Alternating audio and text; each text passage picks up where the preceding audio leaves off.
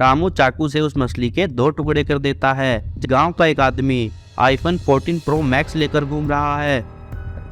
हाँ भाग्यवान, पहली बार तुमने अकल की बात की है।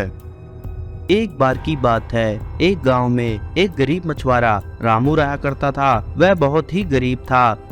एक दिन रामू तालाब में मछलियां पकड़ने गया था। शाम हो गई थी, परंतु उसके हाथ एक भी मछली नहीं लगी थी। वह बहुत ही दुखी हो जाता है और बोलता है, आज का मेरा दिन खराब गया। आज मैं कोई भी मछली नहीं पकड़ पाया। अब मैं सिर्फ 3 बारी नदी में जाल डालूंगा। अगर कोई मछली आई तो ठीक है, वरना मैं वापस घर चला जाऊंगा। ऐसा कहकर वह अपना जाल नदी में फेंकता है, परंतु उसे कुछ भी नहीं मिलता है। फिर वह एक बार और अपना जाल नदी में फेंकता है और दूसरी बार भी वह जाल खाली ही वापस आता है। भगवान, क्या आज मेरे बच्चों को भूखा सोना पड़ेगा? यह सोचकर वह अपना जाल तीसरी बार उस नदी में फेंकता है। तो जैसे ही वह जाल बाहर खींचता है तो वह देखता है कि जाल में एक बहुत बड़ी मछली फंस गई है। रामू उसे देखकर बहुत खुश होता है और बोलता है, हे भगवान, लगता है तुमने मेरी सुन ली। आज तो बहुत बड़ी मछली फंसी है। इस मछली से तो मेरे कई दिन का गुजारा चल जाएगा। फिर वह बड़ी मेहनत से उस मछली को बाहर निकालता है, लेकिन जब वह उस मछली को उठाने लगता है, वह मछली बहुत भारी होती है और रामू उसे नहीं उठा पाता। फिर वह भागा भागा अपने घर जाता है और अपनी पत्नी को बुलाकर लाता है। दोनों पति पत्नी मिलकर उस मछली को उठाने लगती हैं, परंतु वह मछली बहुत भारी थी। मीरा ने कहा, सुनो जी, यह मछली तो बहुत भारी है। हमें इस मछली के 2 टुकड़े कर देने चाहिए, जिससे हम इस मछली को आसानी से ले जा पाएंगे। भाग्यवान, तुम सही कह रही हो। मैं अभी इस मछली के चाकू से 2 टुकड़े कर देता हूँ। ऐसा कहकर रामू चाकू से उस मछली के 2 टुकड़े कर देता है। जैसे ही वह मछली के 2 टुकड़े करता है तो मछली के पेट से एक जलपरी बाहर निकलती है। जलपरी को देखकर दोनों पति पत्नी बहुत घबरा जाते हैं। जलपरी कहती है, आप लोग घबराइए मत, मैं इस नदी की जलपरी हूँ। मैं इस नदी में ही घूम रही थी, तभी इस मछली ने मुझे खा लिया। आप लोगों का बहुत बहुत धन्यवाद। आपने मेरी जान बचाई है, इसलिए मैं आपको कुछ देना चाहती हूँ। ऐसा कहकर वह अपने जादू से एक जादुई अंडा प्रकट करती है और उसे रामू को दे देती है और रामू से बोलती है, हे मछुआरे, ये एक जादुई अंडा है। ये अंडा जब तक तुम्हारे पास रहेगा, तब तक तुम किसी से भी कुछ भी मांगो, वह व्यक्ति तुम्हें वह वस्तु दे देगा, चाहे वह कितनी भी कीमती क्यों ना हो। परंतु याद रखना, इसके लिए इस अंडे का तुम्हारे पास होना बहुत जरूरी है। ऐसा कहकर जलपरी वापस नदी में चली जाती है। जादुई अंडा पाकर दोनों पति पत्नी बहुत खुश होते हैं और उसे गांव में लेकर चले जाते हैं। गांव का जमींदार अपना ट्रैक्टर लेकर आ रहा होता है।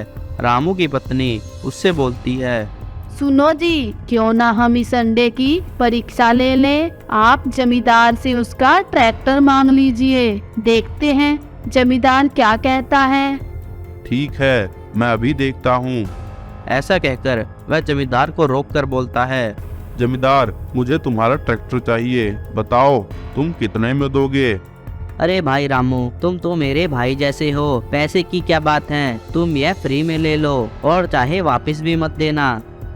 वह दोनों ट्रैक्टर पर बैठकर दोनों सरपंच के घर चले जाते हैं और सरपंच से बोलते हैं, सरपंच जी, हमें आपका घर खरीदना है। आप हमें अपना घर बेच दीजिए। तुम तो अपने घर के आदमी हो, भला तुमसे मैं कैसे पैसे ले सकता हूँ। लो, तुम यह घर रख लो, मैं चला जाता हूँ। ऐसा कहकर सरपंच अपना घर छोड़कर चला जाता है। तभी वह देखता है कि गांव का एक आदमी आईफोन 14 प्रो मैक्स लेकर घूम रहा है।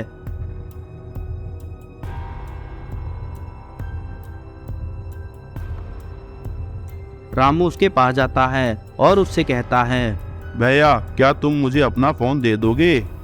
मैं यह फोन बेचना तो नहीं चाहता, परंतु अगर तुम्हें यह फोन चाहिए तो तुम इसे फ्री में रख लो।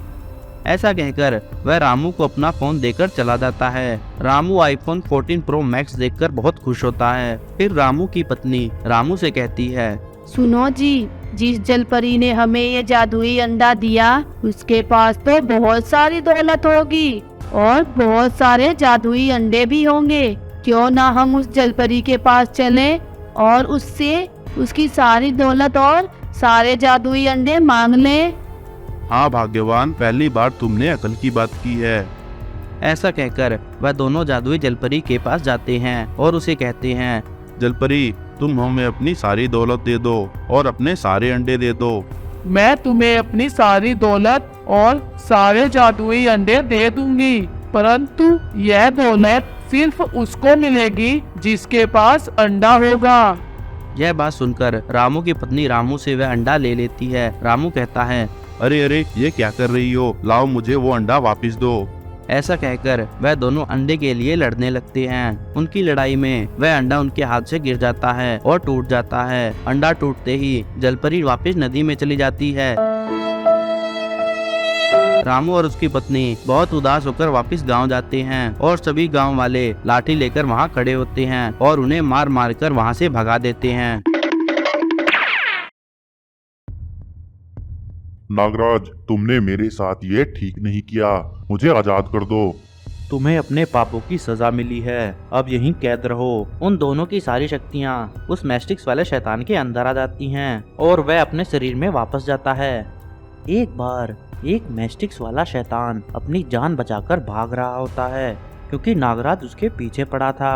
मैस्टिक्स वाला शैतान नागराज को अपने पीछे भगाते भगाते अपने गुफा तक ले जाता है। वहाँ मैस्टिक्स वाले शैतान का एक मैस्टिक्स वाला घर देखकर नागराज बहुत घबरा जाता है। मैस्टिक्स वाला शैतान जल्दी से अपने घर में घुस जाता है और बोलता है, नागराज, अब तुम मेरा कुछ भी नहीं बिगाड़ सकते। यह मेरा घर है, इसमें मेरा कोई कुछ भी नहीं कर सकता है। ऐसा कहते ही शैतान के गुलाम नागराज पर हमला कर देते हैं। तभी नागराज अपने सांप उन पर छोड़ देता है और उन्हें वहीं कैद कर देता है और बोलता है, तुम्हारे इतने शैतान काफी नहीं हैं मुझे हराने के लिए, आओ और मुझसे मुकाबला करो। जैसे ही शैतान बाहर आता है, नागराज उस पर अपने सांप छोड़ देता है और वह वहीं कैद हो जाता है और बोलता है, शैतान, मैं तुम्हें मारूंगा नहीं, लेकिन तुम अब सारी जिंदगी ऐसे ही कैद रहोगे। भूख और प्यास से तुम अपने आप ही मर जाओगे। नागराज, मुझे छोड़ दो, मुझे आजाद कर दो। उसकी यह बातें सुनकर नागराज उसके मैस्टिक्स वाले घर में आग लगा देता है और मैस्टिक्स वाले शैतान का घर जलने लगता है। अपने घर को जलता हुआ देखकर मैस्टिक्स वाला शैतान बहुत परेशान हो जाता है और उसकी शक्तियां भी चली जाती हैं। नागराज, तुमने मेरे साथ ये ठीक नहीं किया, मुझे आजाद कर दो। तुम्हें अपने पापों की सजा मिली है, अब यहीं कैद रहो। ऐसा कहकर नागराज वहां से गायब हो जाता है। वहीं मैस्टिक्स वाली चुड़ैल घूम रही होती है। वह शैतान को कैद हुआ देख लेती है और उसके पास जाकर बोलती है, शैतान, तुम्हारी ये हालत किसने की? चुड़ैल, ये सारा किया करा उस नागराज का है, उसने मुझे यहाँ कैद कर दिया। चलो, मुझे जल्दी से आजाद कर दो। चुड़ैल अपनी शक्तियों से उसे आजाद करने की कोशिश करती है, परंतु वह उसे आजाद नहीं कर पाती। चुड़ैल कहती है, शैतान, मेरी शक्तियाँ काफी नहीं हैं तुम्हें आजाद करवाने के लिए। तो क्या मैं सारी जिंदगी ऐसे ही कैद रहूंगा?